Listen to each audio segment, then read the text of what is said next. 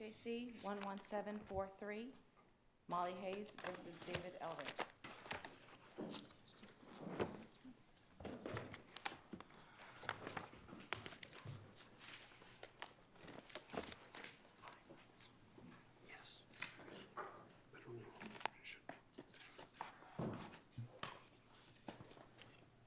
Wait, I think, do we need Judge Hines?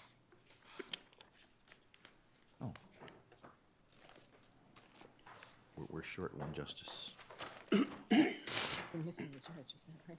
Yeah.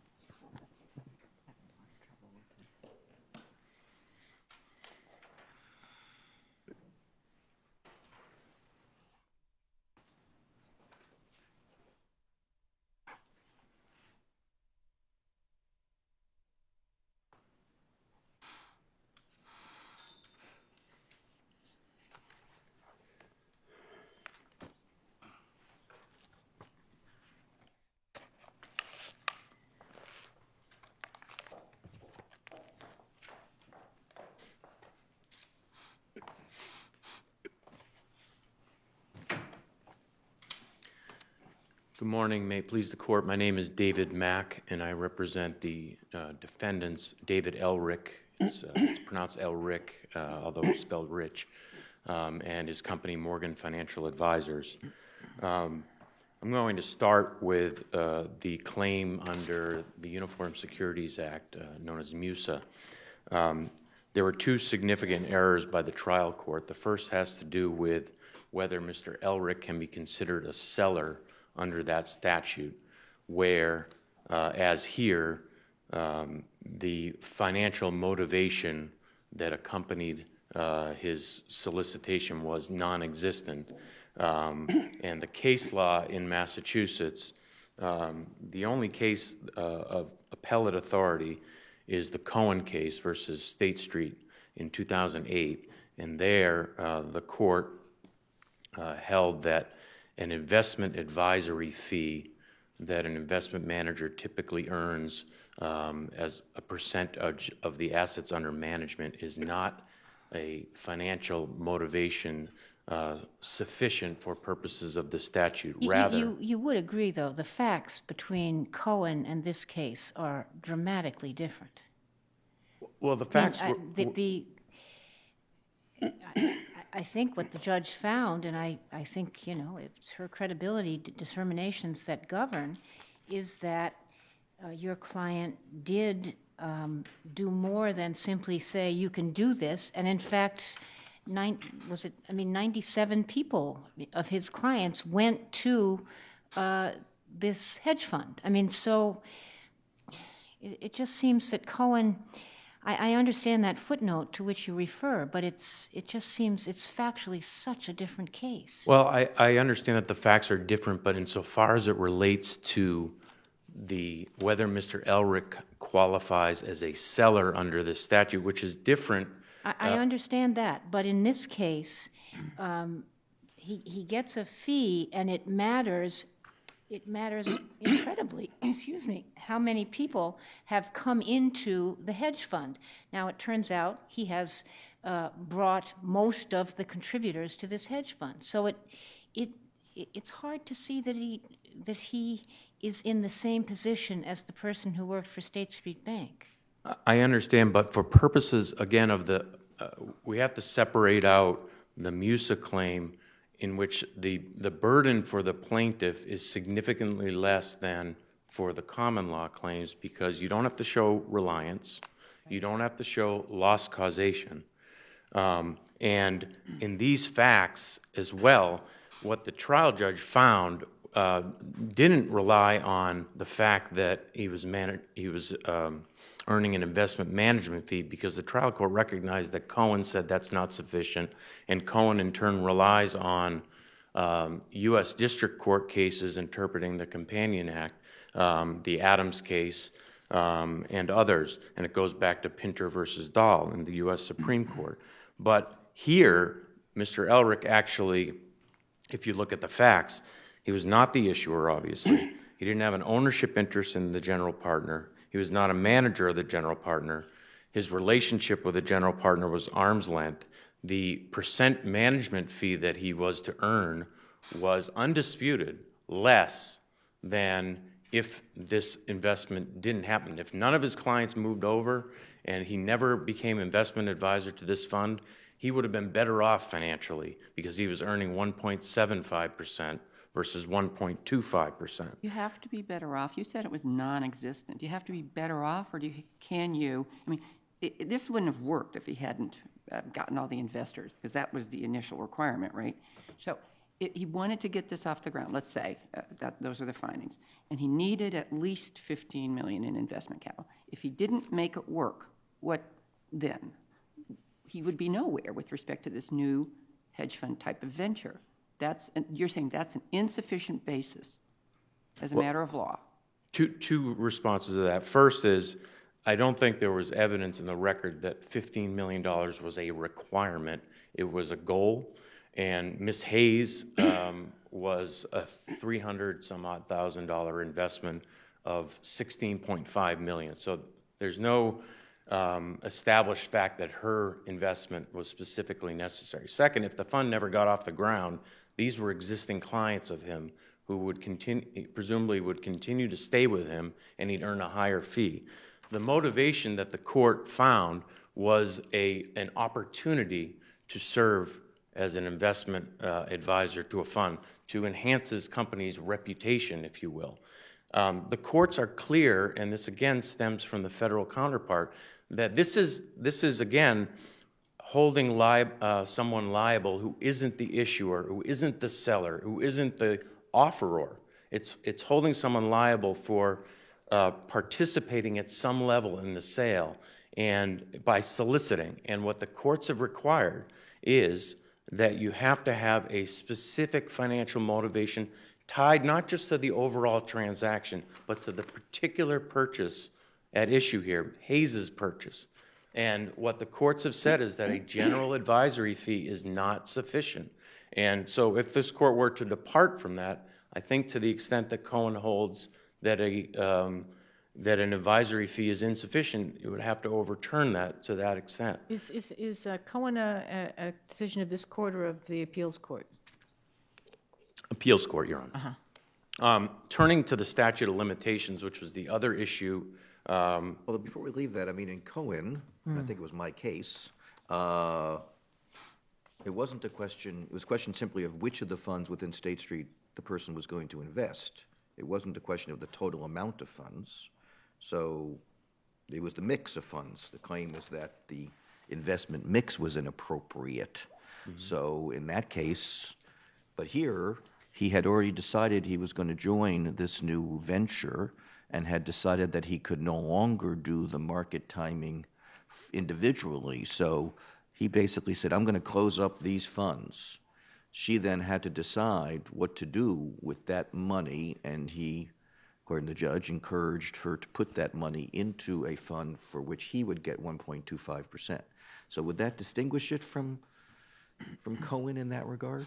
I think it does, Your Honor, because it isn't tied to her purchase. It is tied to a performance of an overall fund, and yes, he's connected, and it's not the exact same facts as Cohen, I grant you that, but I have yet to see a case where someone who doesn't pass title to the shares, the owner, is held liable and does not earn a commission or some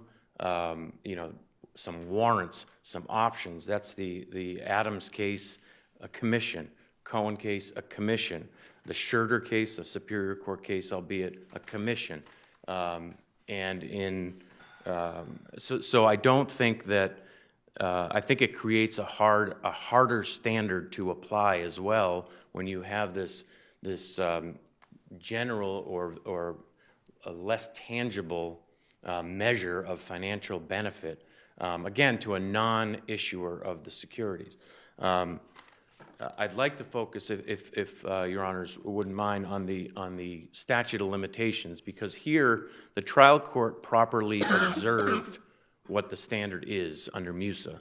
and I'll turn to the common law claims after that, it's inquiry notice. And the court was right to recite the rule, but it didn't apply it.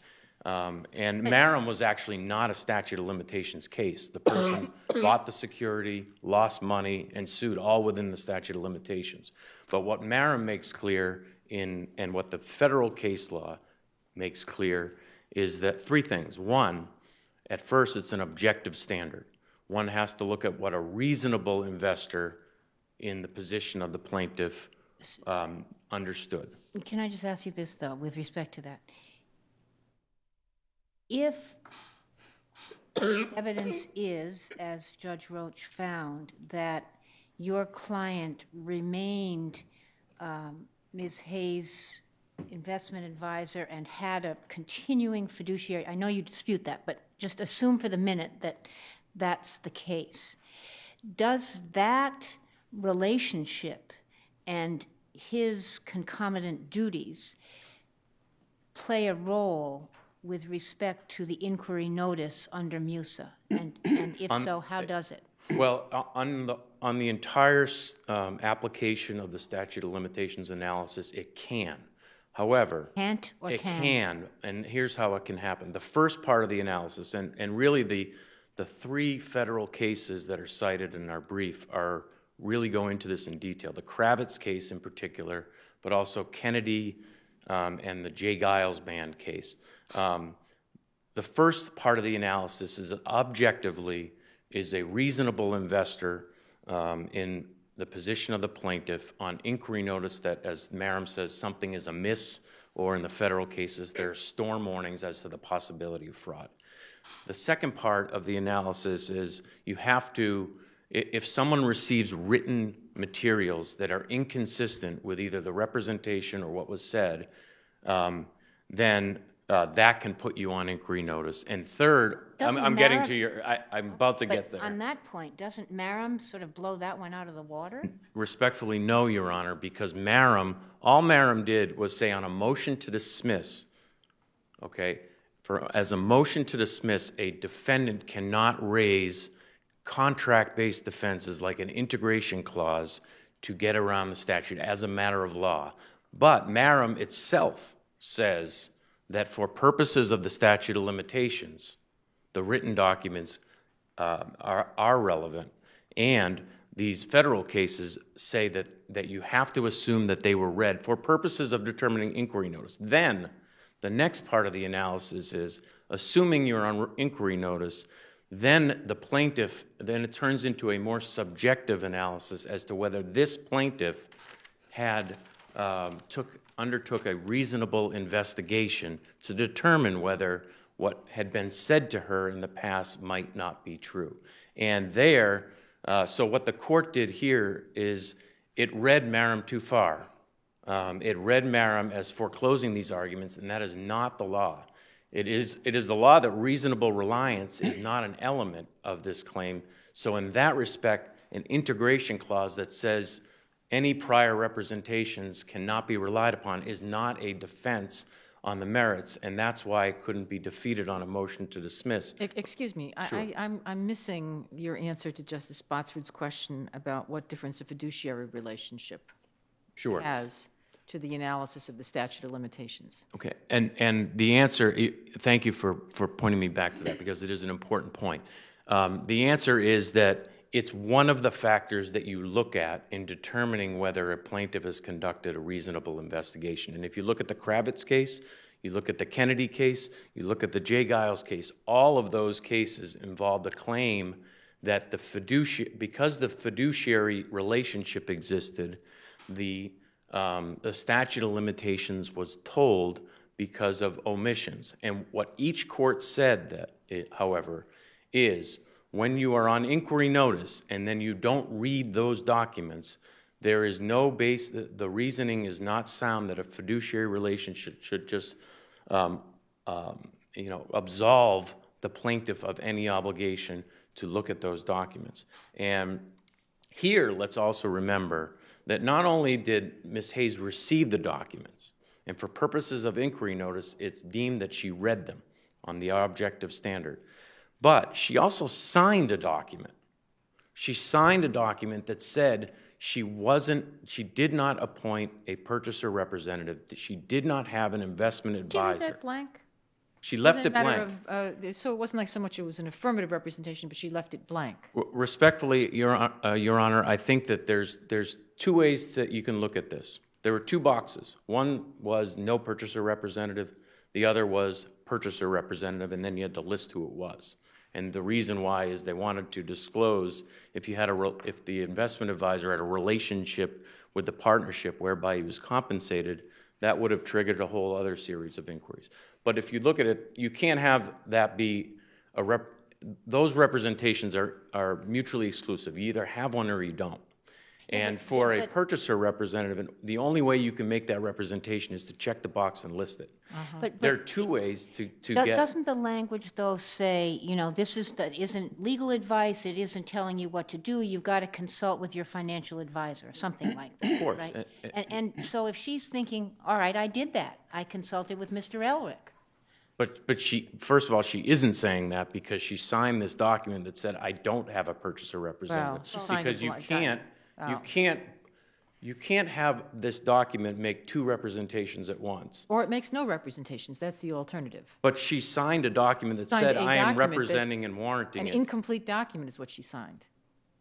Your Honor, there was no evidence, again, the appellee tried to introduce into the record evidence as to why she left it blank.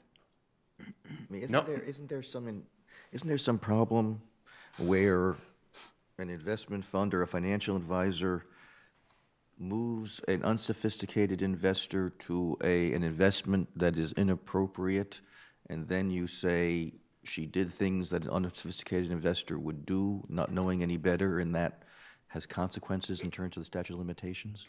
I understand your Honor's point, however. When you're looking at the inquiry notice standard, the case law is firmly establishes that you have to look at the documents. And this wasn't an uneducated woman. She may have been an unsophisticated investor, but the language of these documents would have put any person in her shoes on notice just by the one sentence that says, you need to have a net worth of $1 million. If she had read that, it also says in plain English, this has no track record, contrary to what the judge found. It's in plain English. It says no history, no operating history. Neither Mr. Ferber, the general partner, nor the investment manager had any experience managing a fund. It's, of course, replete with warnings about the fact that it's unregulated. There were no issues with regard to the accuracy or completeness of these documents. So one final point, not because it's an issue that I didn't raise in my brief, because there's a very recent case from the appeals court that, by distinction on the issue of fraudulent concealment, is a point that should be made. And this is the Genovese case, and it's a 2014 case from about March. And if you give me one moment, I can get that site. But that case involved a situation where the investment advisor or the alleged fiduciary provided only the documents to be signed, provided a blank signature page, and didn't give or didn't arrange to have the plaintiff receive the full set of documents. And in that case, the appeals court reversed the dismissal on the basis that there was fraudulent concealment that told the statute of limitations, or at the early stage that it's an issue of fact as to whether that applied. And of course, as I'm struggling to find the actual site, oh, thank you, 85 Mass App Court 43. Thanks. I'm sorry, 443? 85 Mass App Court 43. Oh, 43. 2014 Okay. And from before March. you sit down, one final question. You speak about the default against Mr. Ellrich individually, but when I read Judge Roach's decision, it doesn't seem as if she acted as if he'd been defaulted. Well, the reason, well, she did act like that because there still remained the same claim arising out of the exact same facts, except for the contract claim, against the investment company. Page 32, Ellrich is entitled to judgment in his favor on count 2. If he was defaulted, how could he be entitled to? Because I think that was dismissed on a summary judgment on a breach of contract beforehand. If that was a Before breach the of default? contract claim. Before the Before the default? default, yes. There was a second summary judgment where he was dismissed in his individual capacity on the contract claim because, of course, he wasn't a party to the investment advisory agreement with Ms. Hayes. Okay, thank you.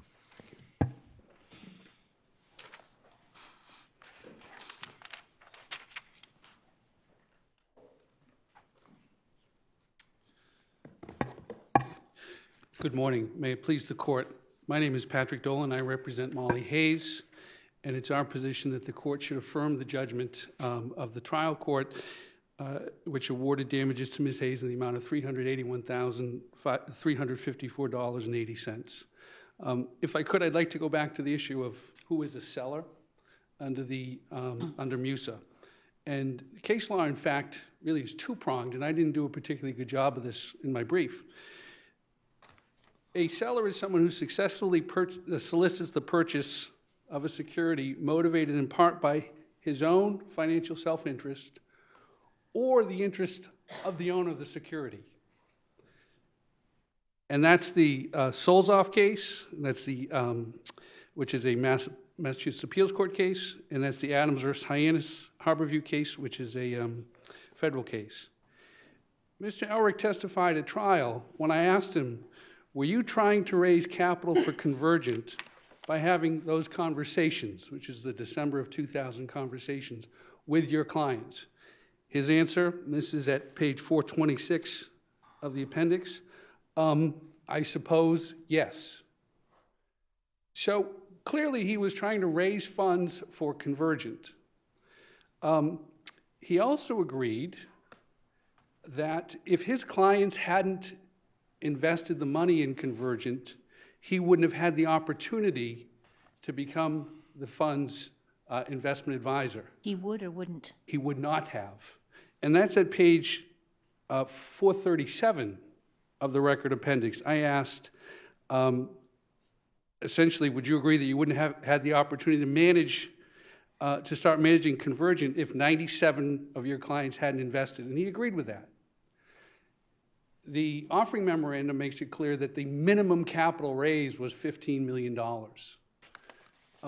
That's pretty plain language. You're saying it's not, as Mr. Mack said, a goal, but that was a requirement? It's what it says. And Mr. Ellrich agreed with that at trial, that his clients had to have invested that money in order for him to begin providing investment advisory services to the fund. Of the $16.5 million, only $30,000 came from a non-client of Mr. Ellrich's. Now, he says in his reply brief that that's not accurate, that there's actually more money than that, at least I think. That is in the record, Your Honor. I believe it's cited in my brief. Okay. The testimony of Mr. Ellrich in which he agrees with that. So the question, I think, is with respect to attempting to serve essentially the needs of the fund, Mr. Ellrich agreed he tried to do that. So he qualifies as a seller under that standard. This case, I think, is much different than the Cohen case, in which the institutional investment advisor in a footnote was deemed to not be a seller because it was simply getting a typical sort of garden variety management fee. And in those circumstances, what is actually purchased in the account is not relevant to the advisor except to the extent that it performs well. So if the advisor purchases a particular fund at a particular time, that doesn't increase or decrease the advisor's fee unless the fund performs better, which increases the size of the account. So if you do a good job picking the funds and the size of the account grows, your fee is going to grow. And what the court said was, that's not enough. That's just garden variety. But the footnote, I believe it's footnote 12, also goes on to say, however, if we were talking about a number of transactions, that might be a different story. And the reason it would be a different story, I would suggest, is because the interest of the advisor, therefore, has changed. And in this case, the interest of the advisor clearly was move funds of his clients, including Ms. Hayes, over to Convergent. Otherwise, I don't get a chance to do the business I want to do. Now, his compensation, and there's been some discussion about that, in terms of what he was going to get. And the argument is that because it was lower for advising Convergent, that he somehow didn't have adequate incentive. And I think there's no reason for this court to make the business judgment as to what's adequate incentive for him. And also, the investment advisory agreement, which is Trial Exhibit 44, found at page A744 of the appendix, provided for an incentive allocation fee. The general partner was entitled to a fee depending upon the performance of the fund, and the incentive allocation of that fee was to be divided with Morgan Financial Advisors getting 40% of it. So it's two-pronged.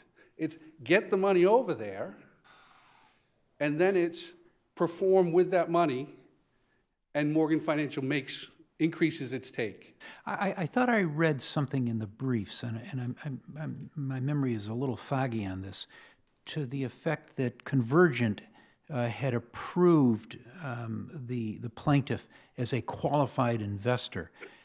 And I thought I heard Mr. Mack say that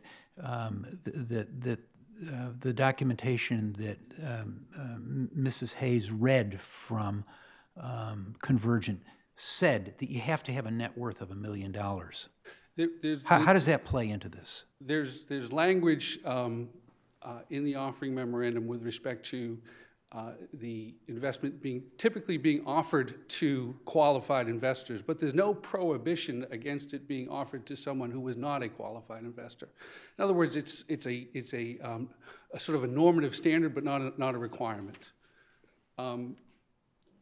That certainly is something that was in the documents that were provided to Ms. Hayes.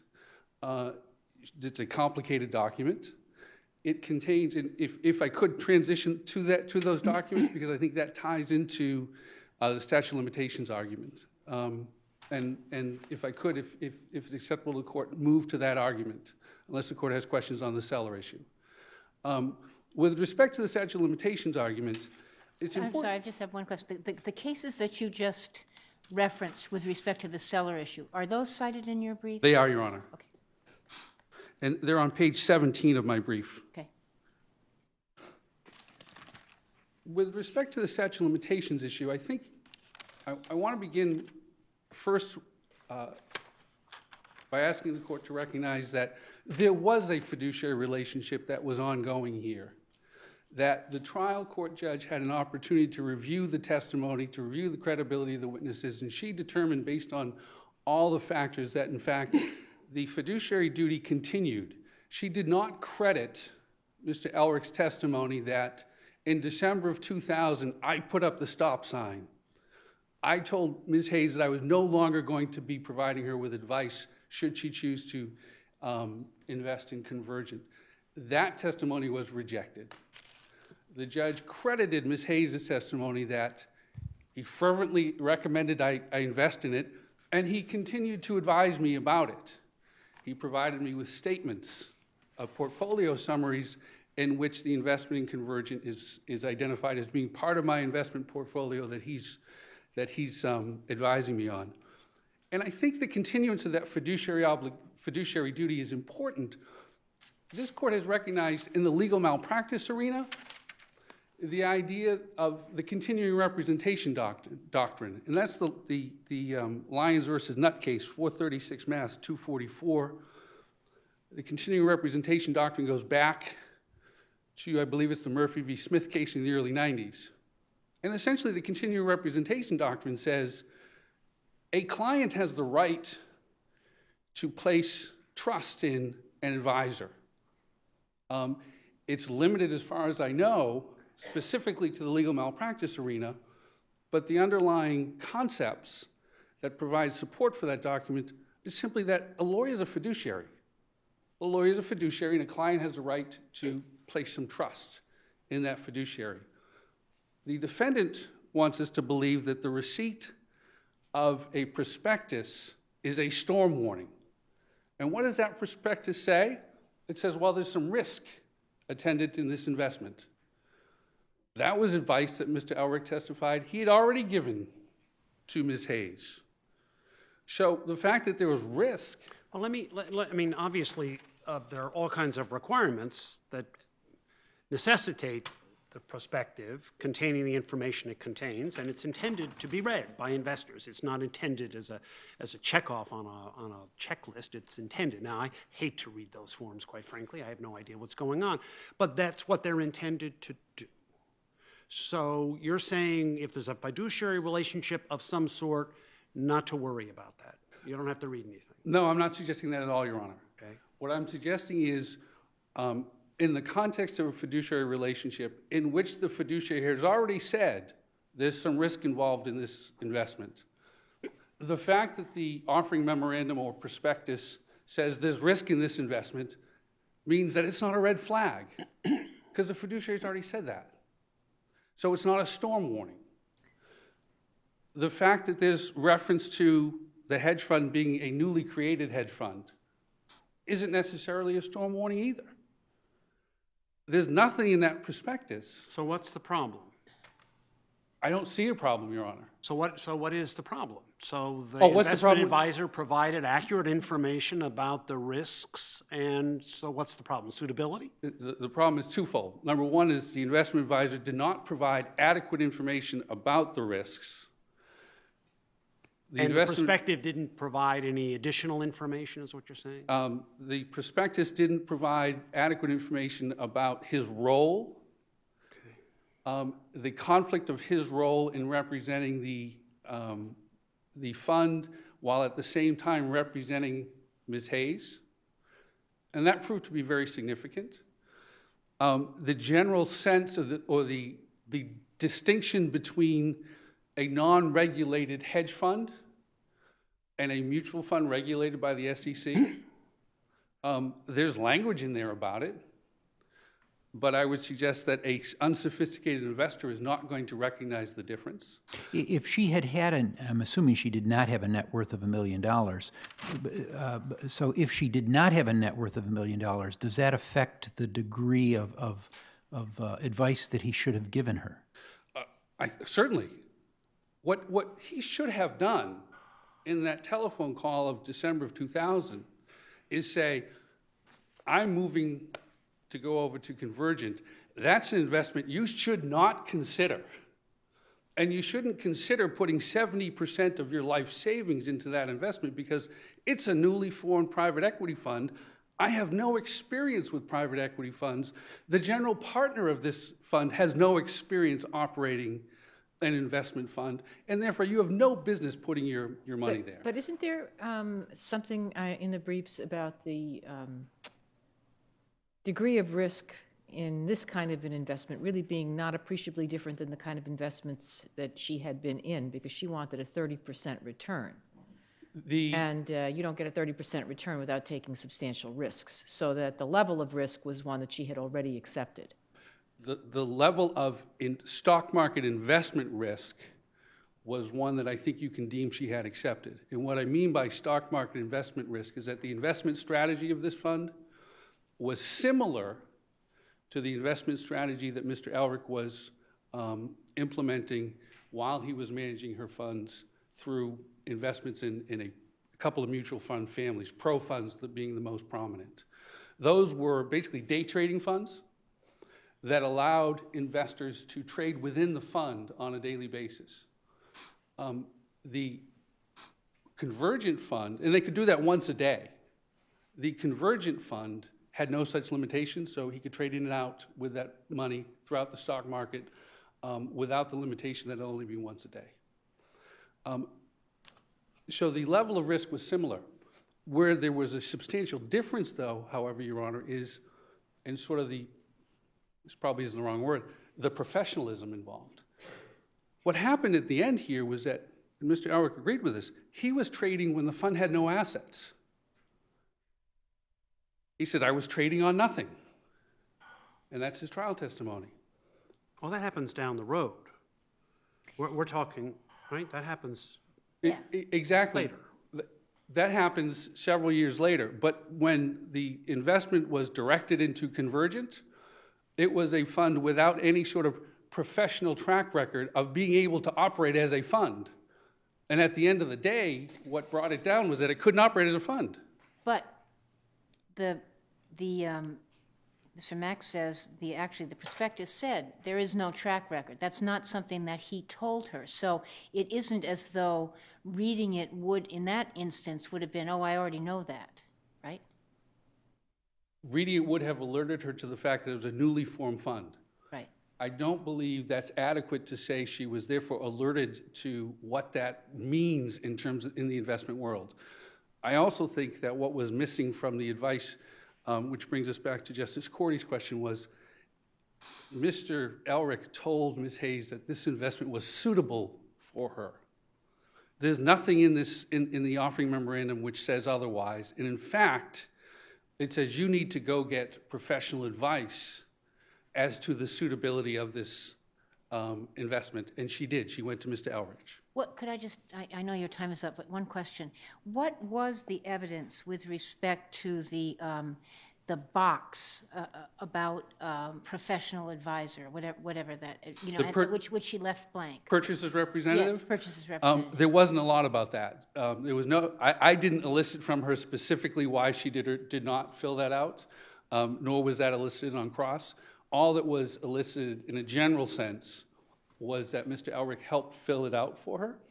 The only thing I would say about that is purchaser's representative is a defined term, and it doesn't preclude